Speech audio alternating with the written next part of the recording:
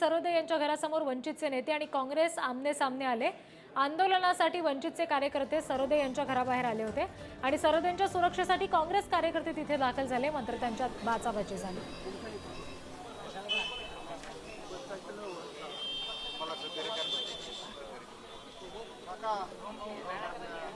या सगळ्या संदर्भात आणखी तपशील घेऊया प्रतिनिधी बालाजी पोद्दार यांच्याकडून। बालाजी, सध्या नेमकं काय प्रकरण घडलेलं आहे? दोन्ही बाजूच्या कार्यकर्त्यांचं नेमकं काय म्हणणं आहे? नक्कीच वंचितचे जे कार्यकर्ते आहेत ते आसिम सरोदे यांच्या कार्यालयावरती आंदोलन करण्यावर ठाम आहेत। मोठा पोलीस बंदोबस्त जो आहे तो या ठिकाणी आहे। सम्यक संघटना आणि वंचित युवा आघाडी याचे हे सगळे कार्यकर्ते आहेत आणि आपण जर पाठीमागं पाहिलं तर मोठा पोलीस बंदोबस्त जो आहे तो आसिम सरोदे यांच्या कार्यालयावरती आहे आणि त्याचबरोबर आसिम सरोदे यांच्या कार्यालयामध्ये सुद्धा मोठ्या प्रमाणात काँग्रेसचे कार्यकर्ते बसलेले आहेत। आसिम सरोदे यांच्या समर्थनार्थ काँग्रेस कार्यकर्ते त्यांच्या कार्यालयामध्ये आलेले आहेत आणि वंचितचे जे कार्यकर्ते आहेत त्यांना 100 मीटरवरती पोलिसांनी अडवलेलं आहे। मोठी बॅरिकेडिंग करण्यात आलेली आहे। मोठा पोलीस बंदोबस्त आहे, महिला पोलीस आहेत आणि मोठा पोलीस बंदोबस्त दोन्ही बाजूने जो आहे तो पोलिसांनी इथे ठेवलेला आहे आणि कुठल्याही प्रकारे कार्यकर्त्यांमध्ये कार्यकर्ते आमने सामने येऊ नये याची दक्षता जी आहे ते पोलिसांकडून घेण्यात येते आणि वंचितचे जे कार्यकर्ते आहेत ते मात्र कार्यालयात शांतता पद्धतीने जाण्यासाठी आग्रही आहेत आणि त्यासाठी ते पोलिसांना विनंती करतायत। पोलीस त्यांना समजावत आहेत,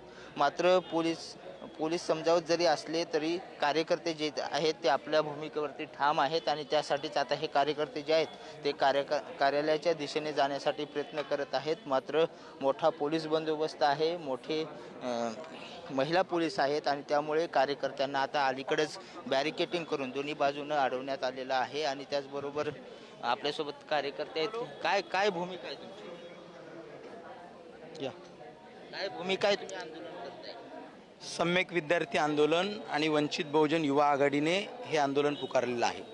मागील 3 दिवसापूर्वी विरोधी पक्षनेते राहुल गांधी यांनी अमेरिकेतील वॉशिंग्टन या ठिकाणी जॉर्जटाउनच्या विद्यापीठामध्ये एका विद्यार्थ्याच्या प्रश्नाला उत्तर देताना म्हटलं की आम्ही सत्तेवर आल्यानंतर we will be crashing the reservation, we will be scrapping the reservation, हे वाक्य त्यांचं आहे।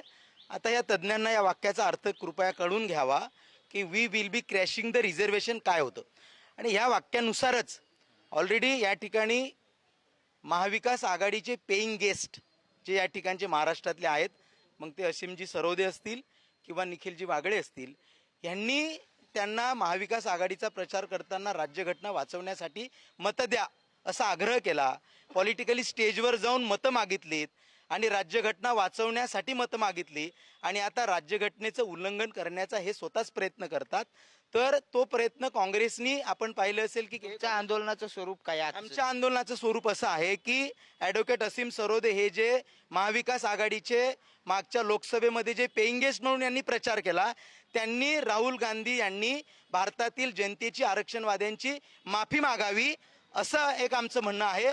आणि दुसरं म्हणणं म्हणजे असं आहे की यांनी ॲडव्होकेट असीम सरोदे यांनी राहुल गांधी यांच्या या we will be scrapping the reservation या वाक्याचा जाहीरपणे निषेध करावा। ह्या 2 मागण्या आमच्या ॲडव्होकेट असीम सरोदे सरांना आहेत। जे आंदोलन आहे ते आज संविधानिक पद्धतीने नाही असं त्यांचं म्हणणं आहे। असं कुणाच्या कार्यालयावरती कुणाच्या घरावरती आंदोलन करणं हे संविधानात बसतं। ते जर असं म्हणत असतील ना तर ते एक ॲडव्होकेट आहेत।